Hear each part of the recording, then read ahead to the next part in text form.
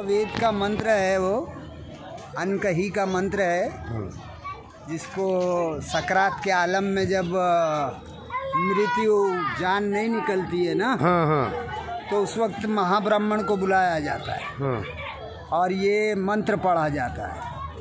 इस मंत्र का नाम रखा गया है अनकही।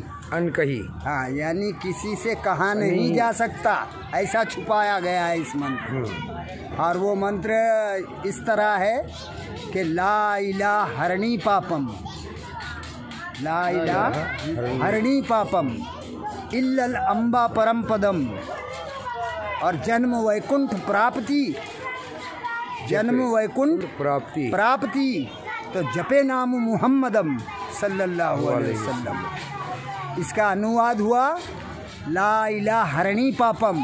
ए भक्त, ला इलाहा कहने से तेरे पाप हरण हो जाएंगे। क्या? इल्लल अम्बा परम पदम, और अल्लाह को पैदा करने वाला मान लेने से तुझे परम पदवी मिल जाएगी। और जन्म वैकुंठ प्राप्ति, और हमेशा के लिए स्वर्ग प्राप्त करना चाहता है, जन्नत हासिल करना चाहता है, तो जपे नाम मुहम्मदम, तो मोहम्मद साहब के नाम वाला कलमा जप ले। वो है ला इलाहा इल्लल्लाह मुहम्मदुर रसूलुल्लाह सल्लल्लाहु अलैहि वसल्लम।